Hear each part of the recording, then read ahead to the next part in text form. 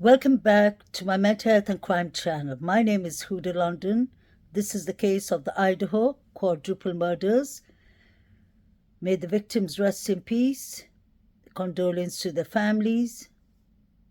And may justice be correctly served.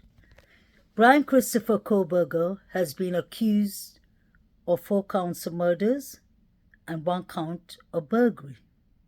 This happened on the 13th of November, 2022. Within 3 weeks, it's going to be a year's anniversary of the killings. This is a heartbreaking, tragic case. No parents should lose their children, especially in this manner. We have Brian Koberger, his auntie, who is anonymous, who seems to be talking a lot and saying her opinion. But the question is she really an auntie? That is the question we need to look at. Because when usually somebody comes as an anonymous person, we don't know what we're dealing with. We don't know who we are dealing with, because the person could actually tell the sources that are interviewing them that they are the aunt. The second thing is we're not even sure what is the relationship between Brian Christopher Koberger and his auntie. So I think that's really unfair in this situation for somebody to just come out and pass comments about Brian Christopher Koberger. The auntie allegedly is married to Brian Christopher Koberger's uncle, so that makes her automatically an in-law. We don't know what the relationship between this family is, so let's listen a bit to this. Were just released that gives us insight into quadruple murder suspect Brian Koberger. Koberger's alleged aunt is breaking her silence on the horrifying case out of Idaho and revealing more details about what may have led up to the tragic killings. The aunt, who remained anonymous, spoke to the U.S. Sun and said she struggles to watch the news as detectives reveal facts from the early morning hours of November 13, 2022. Prosecutors say Koberger fatally stabbed 4 University of Idaho students, Xana Kernodle, Ethan Chapin, Madison Mogan, and Kaylee Gonzalez, inside their off-campus apartment in Moscow, Idaho. The medical examiner said based on their wounds, they were attacked in their sleep. Koberger wasn't arrested for weeks, but investigators eventually tracked him down over the holidays to his parents' home in Pennsylvania, thousands of miles away from the crime scene. The case and the major arrests made national headlines, and Koberger was extradited back to Idaho. Few details about the case have been released due to a gag order in effect that prevents attorneys, law enforcement, and others associated with the case from talking about it. Now Koberger's alleged aunt is speaking out, saying she was at a loss of words when she heard about what her nephew was accused of, and said she isn't ruling out that he is responsible for the tragic murders. His aunt explained to The Sun there had been a lot of drama in the family around the time of the murders, which couldn't be elaborated on for legal reasons. She says even before Koberger's arrest, she had not spoken to his parents, but said their worlds were turned upside down. When Koberger was younger, his aunt says he and his family would fly out to Vegas, where she had been living. She said when he was younger, the eventual murder suspect was shy and humble, but also described him as a troubled teenager. She claims he suffered from depressive episodes, and while she was told he was on medication, she wasn't sure what he was prescribed by doctors. The alleged aunt also revealed she suspected Koberger was taking drugs as a teen after falling into the wrong crowd. She claimed it was no big secret he was allegedly into the drug scene, but says she was concerned he was taking the drugs to deal with mental health issues. Koberger's alleged aunt also disclosed to The Sun she had hoped he would clean up his act, as he began to have an interest in criminology, a similar pathway for other family members who also studied forensics. And he did. Koberger eventually became a PhD candidate at Washington State University, a less than half an hour drive from the crime scene in Moscow, Idaho. Koberger's aunt says she hadn't seen her nephew in more than 5 years before his arrest. Koberger's parents and 2 sisters have reportedly shown support for the murder suspect and believe he is innocent. However, his sisters were fired from their jobs earlier this year over their relationship with the alleged killer. Koberger's alleged aunt thinks her nephew will be found guilty when the case eventually goes to trial, although he has maintained his innocence and is reportedly confident he will be exonerated.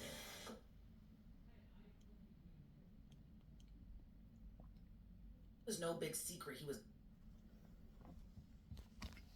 So this was one of the latest updates from Idaho, Moscow, from the suspect who is accused of these horrific murders. His aunt says here, she said she suspected he was on drugs at that time, as it has previously been reported he became a big heroin addict, trigger warning, after falling with the wrong crowd. His aunt says it was no big secret he was into the drug scene. And she was concerned he was also doing cocaine, mushrooms, drinking hard liquor, and popping pills to deal with these mental health issues. She hoped he had gotten clean and believed he had an interest in criminology, as others in the family studied forensics, and some of his uncles have a military background. So this is exactly what the auntie is putting out there. We are aware that this case is under a gag order, so that strictly means law enforcement and other people, the courts and all, cannot talk about this case. Nobody besides the families are allowed to talk, because the families are not on gag order. That we have to remember. But what is so disturbing with everything that we've heard just now and everything that I read to you all, what is so disturbing is this is coming from an anonymous source. So this is not something that we can consider as facts. Let's be honest. This is something that is released by the media, and the media doesn't always give us facts. Obviously, they are there to make their interest out of the case. Since there's not much happening in this case, I think all the medias are trying to get some kind of attention or trying to get some kind of story. What I feel really wrong is when you look at it in the ethical way, because journalists are supposed to have ethical codes and ethical morals like mental health counselors like me. But what I believe is maybe in the mental health branch and the doctors and such things, that we have to follow more procedures more than them. Because for us, things that we deal with is much more confidential than the news. Because the news are just trying to make the stories. But just say, example, if I was working in the mental health team that provided services to Brian Christopher Koberger, then we would have been held accountable if he went and gave his medical records out to the press, or if he put it there in the public. Because this is about a person, a human being, his rights. If he was suffering of depression, if he was suffering of anything, that should be kept strictly in his medical records, and that should be just held and kept confidentiality with the mental health team, and obviously with his general practitioner, his doctor, family doctor, because the mental health team works closely with the doctor and the psychiatrist, which is part of the mental health team. So for her to be saying that he was diagnosed with depression, I wouldn't have really taken it seriously, because that would come out in court, and even the psychiatrist who was dealing with him, or if there was mental health counselors dealing with him, psychologists dealing with him, all of those people would have to testify in court about what and how they dealt with him, what assessments the counselors or the psychologists made, and what assessment or evaluation the psychiatrist has made. So I think for that to be put up there, I wouldn't have been taking it serious at all. But if I come to this is for entertainment purpose to start with, I forgot to say that, and this is a delicate subject, so let me add a trigger warning. Definitely a trigger warning, because I'm going to be talking a bit about this case. Moving on from the aunt and what she has to say, the part that she said I found very interesting, although it's anonymous, is his aunt says it was no big secret he was into the drug scene, and she was concerned he was also doing cocaine, mushrooms, drinking hard liquor, and popping pills to deal with these mental health issues. That I find to be very interesting, because many people who do come to the mental health, come to counselors, and psychologists, the mental health team in general, many of them struggle with addiction. Many of them struggle with depression. The depression and the mental health illnesses, if there's more severe mental health illnesses, could definitely either be genetic or it could come from the way we live, like choices we make, like drugs, drinking hard liquor, popping pills. Those are things that in the mental health team, especially as a licensed mental health counselor, we are trained to find out such things because that plays a part in somebody's private life. Although it's private, when they come to the counselor, it becomes confidentiality. So we have the confidentiality to listen to the person. It's not by force that they tell us what they do. Most of them, there are some people that talk in counseling, and there's some people that do not talk at all.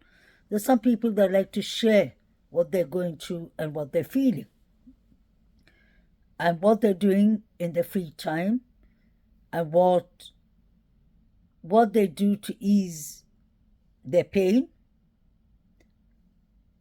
Example, like drugs, those are called basically,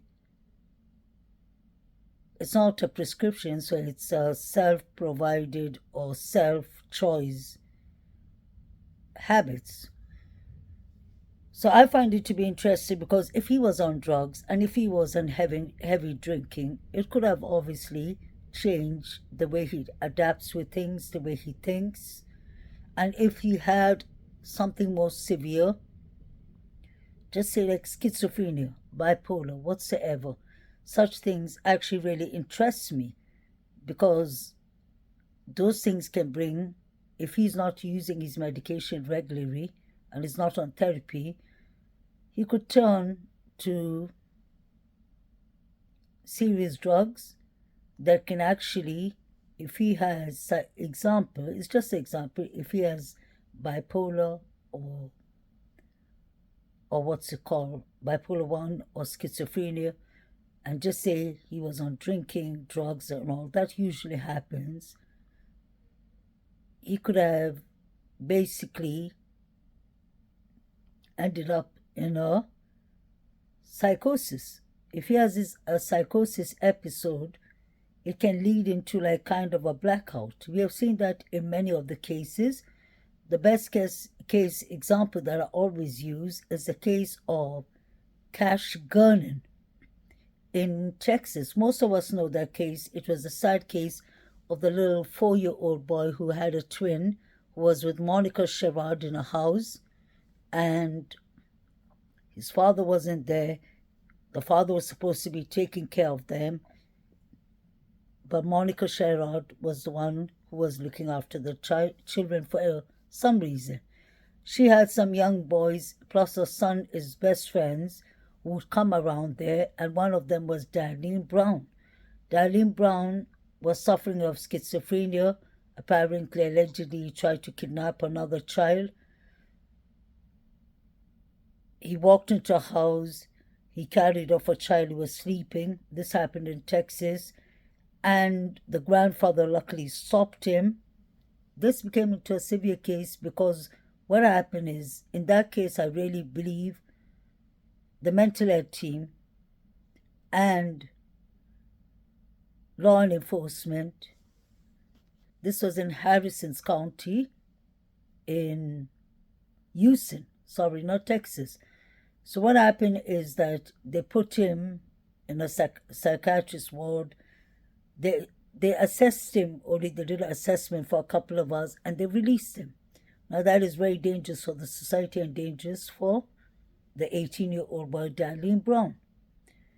Darlene Brown ended up using drugs, pills, things like Brian Koberger, his aunt is accusing Brian Koberger of. And he ended up, trigger warning, really doing the worst of the worst things. He ended up killing the 4-year-old twin, and he put his body out on the street. A woman who was jogging next day noticed the little boy's body, and it became a big scene, obviously, which it should, because this is a little boy that nobody knows what happened to. Later on, they found out that it was Brian. Sorry, not Brian. His name was Darlene Brown who did it. And they found out. I used to tell people from the start that I believe that boy had some serious mental illness, but many people used to say and think that he did it deliberately. Although the case it was very popular on YouTube, many people stopped following it after they found Darlene Brown. But I decided to continue researching it because it was more like a mental health case. And I wanted to know exactly what was the reason that Darlene Brown did not get treatment when he should have got treatment from the start. So he got, basically in court, they put him in the psychiatrist ward. They wanted to give him the death penalty, but they didn't give him because he had a serious mental illness and he had a psychosis episode when he did it, which I always had that strong feeling that he must have had kind of like a blackout when he was doing all these things. So I found out research, he wasn't on his medication for a while and all things went in a wrong direction. So when it comes to Brian Christopher Kohberger, what I personally believe is I was interested from the start to find out if he had any mental health illness. But since this case is on a gag order, we won't be able to find that out, not for now at least. But when we have the aunt coming out and saying such things, it could be a plus in the case for us to know, but it could be really terrible in case Brian isn't suffering of the things that his anonymous auntie is accusing him of. Personally, I hate to say that, but I think she's searching for airtime. She's cloud chasing or whatever they call it. Because even if your aunt, especially when you're a family member, you shouldn't be doing such things because this is not doing any good for him or his family. If she's a family member, she should think about Brian's parents and Brian's sisters, how this affects them. But unfortunately, she ain't doing that. What I find to be interesting too over here is that when the aunt is talking so much about Brian's so-called mental illnesses, depression is something everyone struggles of. And statistically, they say in mental health that at least once or twice a year, a person could actually suffer of depression without being clinically depressed. You can imagine this young man. I'm not supporting him, but I'm saying that you have to think about it as a case study. This young man has gone through drug addiction, and if he's gone through that, he managed to clean up for whatever reason, which is perfect. You don't obviously see that happening a lot with people who suffer of different things, especially being addicted on heroin is a serious thing. It's a deadly thing. So he managed to survive. He managed to move on. Move on by getting his master's, getting his psychologist degree in bachelor's, master's in crime and justice and criminology, like he was doing in his third year. I really respect him for doing that as a human being because we still don't know if he's guilty of this crime or not. I refuse to just listen to affidavit and such things, and I'll tell you the reason why. In the beginning, we were told that this crime, this quadruple murders, took place. We were told that this quadruple murders took place in the early hours between 3 to 4 a.m. The police have said that in their police conference. It's been written in many articles, many news channels like CNN, ABC, major news channels that are creditable with their information. We were told that Dylan Mortensen slept on the first floor with BF, Bethany Funk. And we were told that everyone is asleep when this quadruple murders happened. 6-7 weeks after that, when the Hyundai Elantra that they were searching was found, all of a sudden everything changed. We were told, guess what? DM was sleeping upstairs. She saw a man with black clothing, a man with bushy eyebrows. She opened the door thrice, and she said that she heard Kaylee playing with the dog.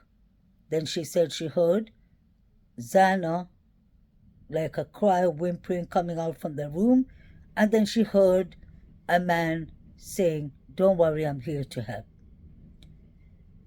We heard from the coroner, and we heard from Kaylee Congalves, his father Steve.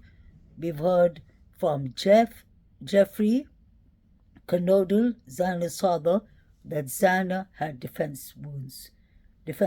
We've heard that Kaylee herself had some defensive wounds. So look at how it changed to everyone sleeping in the house. All of a sudden, the victims that were attacked, 2 had defense wounds. Moving on, we heard that Dylan and BF were sleeping. But guess what? They were actually texting each other in a time of an active crime.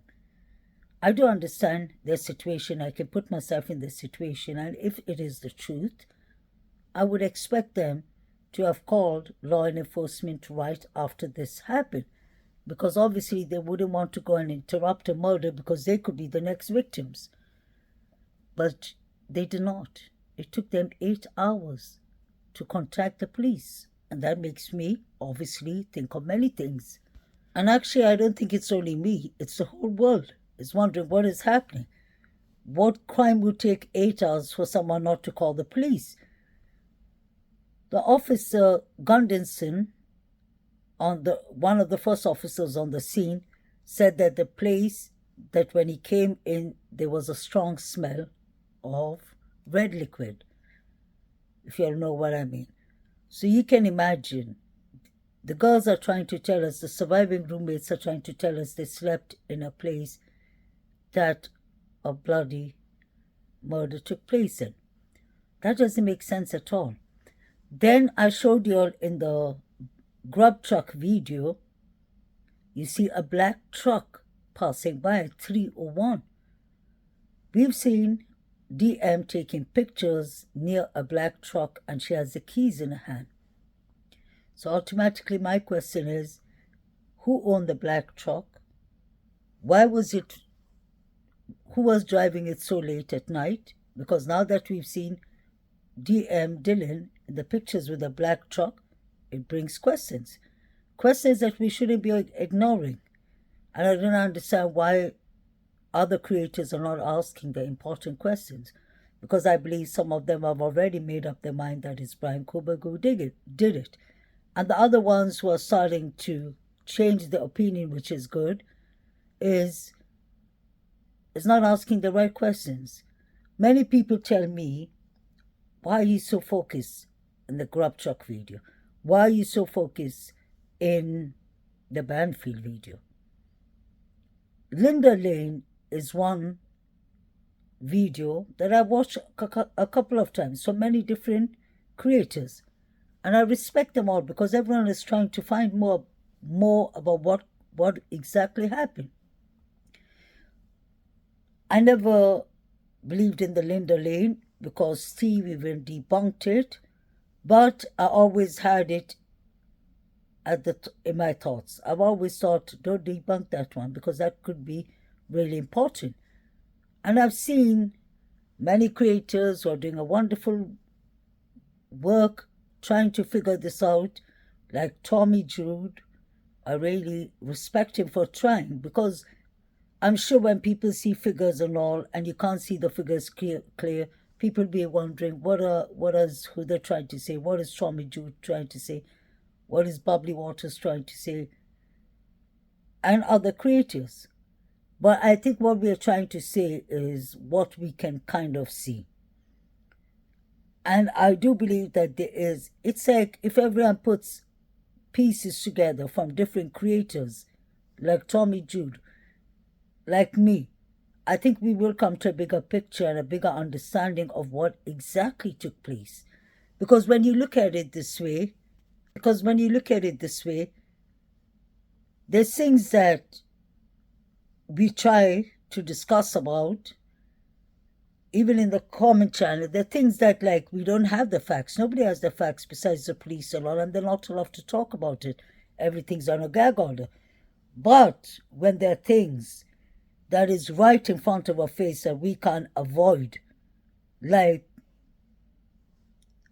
a good example is when people tell me, Huda, why are you so focused on these two videos? Luckily, I'm really thankful to God and to myself that I haven't given up on analyzing these two videos. The reason I say that is from the start, it looked dodgy to me. It looked like something suspicious. How everyone in the GRUB truck was behaving, was kind of abnormal. It was very suspicious. I've always been paying attention to Joe Vito. Joe Vito does not make sense with his can of Coke or Dr. Pepper, whatever it is. Many people have always, I love my subscribers. I love y'all. I love the comments. I love your thinking, your thoughts. I love my viewers. You'll open up my mind to many different things that are not actually conspiracy, that are real. It's like, that's what I said, if you all put pieces together, we may get a bigger picture. Joe Vito is someone I've been always watching, and I've been wondering, he doesn't belong in this crowd. The age gap, the way he's acting, everything did not make sense to me at all. Like, I believe it was on Friday, something like that, I put up this clip that I got 9K view. Thank you to my viewers and subscribers. And I believe more people should be seeing that clip, not because it's my clip and I need to get viewers and subscribers, definitely not. It is because that clip is really important. And I wish that Ann Taylor herself gets to see that clip, and law and enforcement, because they need to do a better investigation in this case. I'm not criticizing anyone, but I'm just saying what's on my mind, because I think this is really, really terrible.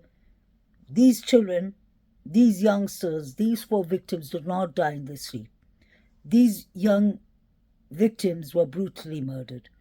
Look at the pictures that Joe is watching. I know many people have said, I can't say anything, it's blurry. What you'll need to do is watch when he's watching his pictures and zoom in. Take pictures of whatever you'll see.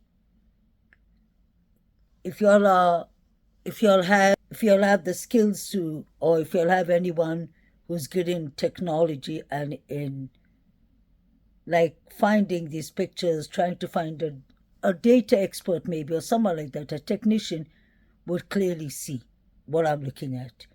Although they're blurry, you can see actually a couple of people. You can see somebody on the floor. I hate to say it could be Zana Eaton, because you can hear the crowd saying, Zana, no, Zana. And they keep on, they were yelling, and they did not look like they were yelling out of empathy. Let's be honest, it looked like everyone was cheering up whatever was going on, and it is really sad, because this is not a movie. It's not like the Vampire Diaries that you just watch and you get scared and all that. I'm using that example because I used to watch it 2 years ago with my 18-year-old son. He used to love watching it. So what I'm trying to say is, it's not a scary movie. It's not Friday the 13th to be watching it. These youngsters, and they weren't watching the Vandal football. They were actually watching the crime scene. Pay attention to when the name Zana has been called out, how many of them take out their phones before that. Joe Vito does that. The girl standing next to him do that. The guy with the beard and long hair does that. The girl standing next to him is watching it. Everybody is watching. The group that are, at least I counted like maybe 19, 20 people are watching it. And this is really sad, heartbreaking for the family. This is not how it's supposed to be. I believe it was Eaton and Zana that were on the floor. I've always said, there's 2 sets of targets here. When they're telling us it was 1 or 4 people that could have been targeted, no. This is my personal opinion. All four of them are the targets. The question is, Zan and Eaton, I personally believe, were the targets of the fraternities. Sigma Chi. I'm saying it out loud there, allegedly. The reason I say that is when I look at the 4chan, that is the reason I've always been interested in the body cam footage in Banfield, the 4 figures that are running. It's strange that nobody even talks about the 4 figures. Haven't they been identified? Where did they come from? Is that the reason the Sigma Chi is under investigation? Such questions, that's critical thinking. We need to ask ourselves. We need to find out what exactly was going on. Why isn't this being investigated? When the police ruled out all these people, like John Showalter, how could you rule out someone who I showed you clearly in the clip that I made yesterday? The guy in the black tracksuit comes. John Jack Showalter is behind him. He's texting him allegedly. The guy is texting back. It's easy to see that they both are texting. If you pay attention, you see one's message, one texts the other, his phone lights up. He texts back, John Showalter's phone lights up. I've seen that many times. So it's not like everyone sees the same thing, and it's not like I can force you all to see what I see. It's about taking your time. It's about observing. It's about active listening. Use your critical thinking. I would advise people, and you all could go far. I have never ruled out that Brian Koberger could be involved. I've never said in my life that Brian is guilty or innocent. I'm just saying that he's innocent until proven guilty. It just doesn't make sense to me that there was so much going on that night, and when things were going on, it was the Sigma Chi boys, the sorority girls, that were too busy with their movements in the GRUB truck. The same happened with the Banfield. I don't understand how police could let 3 boys that walked away while the police put on his torch and told him to stop. They walked away, they continued walking away like nothing happened. The police officer, when he got them back, you could see Saeed himself was watching crime scene pictures. He was the first person I caught watching these pictures 4 months ago. But I put it up so many times that I always wish that more viewers could see that. Not for the sake of my channel, but to get justice, to get the correct justice for these 4 students. They really deserve it. Their families deserve it. And I love the fact that Steve Congavs has an open mind. He hasn't made up his mind and said that, yes, it's Brian who did it. I believe Brian could have been part of this.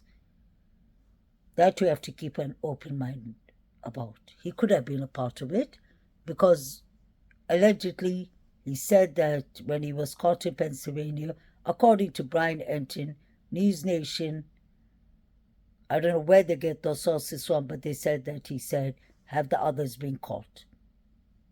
Take that with a grain of salt. I wouldn't have taken that so seriously. But for Brian Christopher Koberger to say I will be exonerated, it has to be only 2 things. Let's not forget. Either he's really innocent. We have to keep that in count.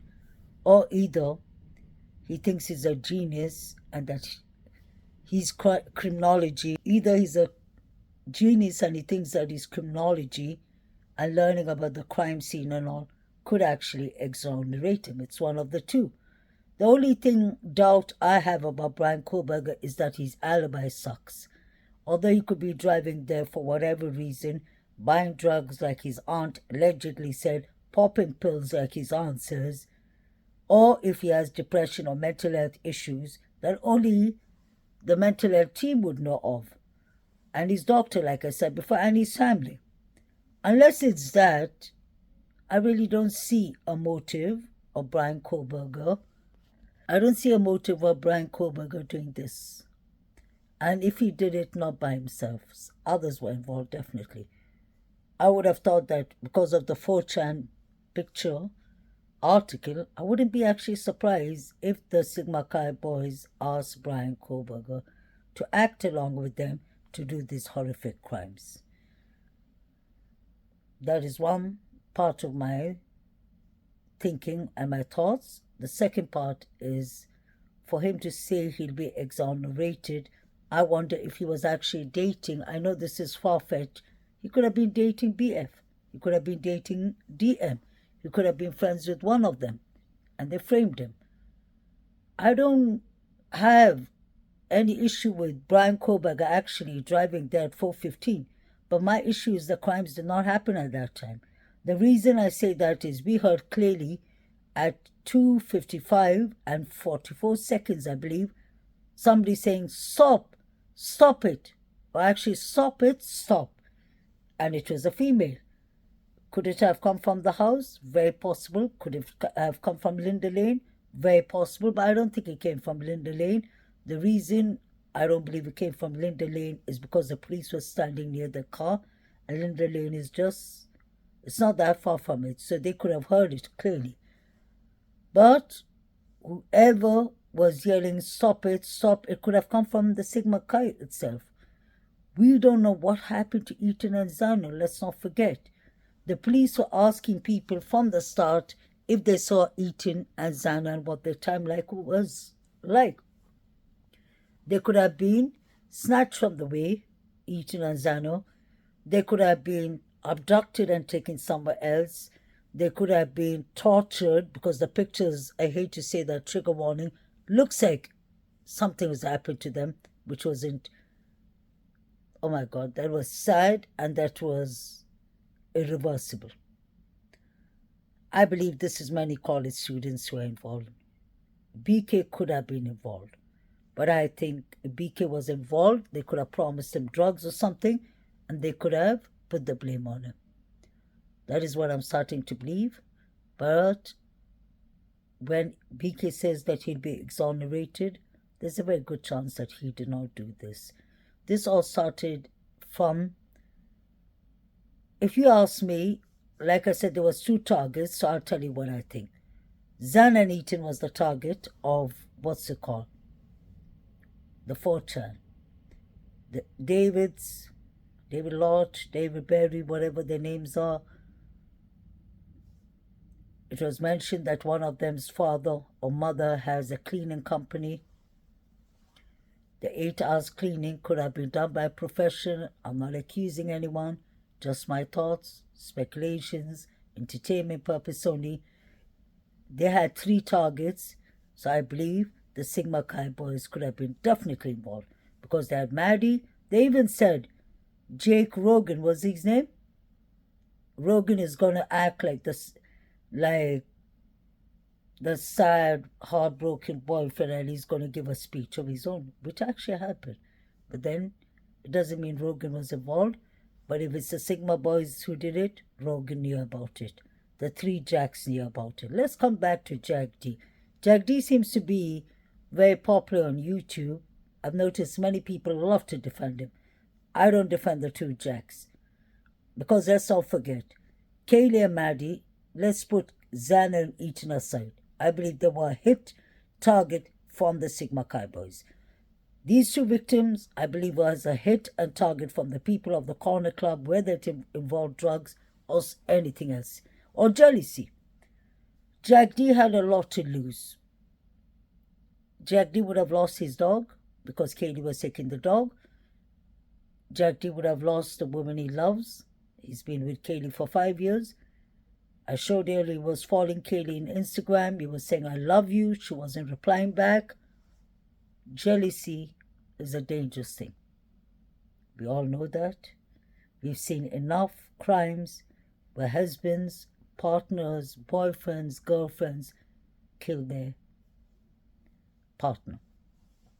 And the second thing that Jack D, I would really like to say is, why did the girls call him 10 times? That doesn't make sense to me that he lives 2 blocks away and he was sleeping.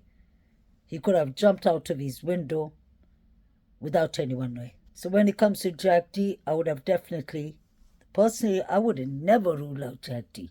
And I will never rule out John Showalter. What is strange is John Showalter went into a red car. It did look like, because he went on that side, we could see the car blinking. Pay attention to it when he leaves. It looks like a red Mustang. A red Mustang was found 10 minutes away from King's Road the next morning when the crime happened, and it was in a car crash. The forensics team was wearing their white kit, and they were actually investigating, taking pictures of the car. Let's think about it. The forensic team did not even wear their gear when they went into the house in King's Road. We could see them coming out sweating, doing this and doing that. We saw that clearly. So let's not forget, why would they have a proper forensics team with their kits, their white outfits, in the red Mustang? So something happened that the red Mustang is related to this murders. That's what I believe. Jack D did not look right for me. His eyes were not swollen. People say, oh, he's been crying for his girlfriend. What do you expect to happen? Or not? His hands look so swollen.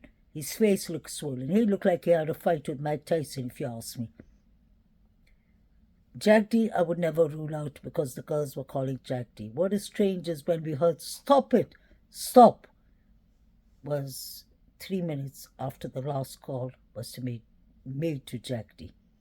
I'm not saying Jack D did anything, but Jack D could have got somebody else to do it for him. I wouldn't have ruled him out. Jack John Showalter has harassed many women. I see people like, I won't even say names, going on panels and saying, oh no, he's a good kid, he never did anything. No. I was even watching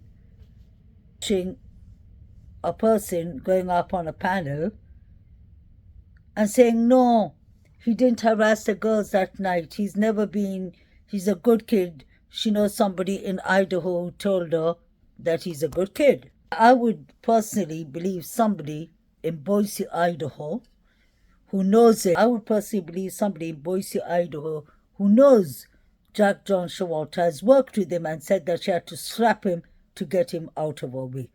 She said that he was really nasty to women. She said when she saw this case, she went on Facebook, she went on Reddit, she went on Twitter, she went many places. She was very respectful and very mindful to give her opinion.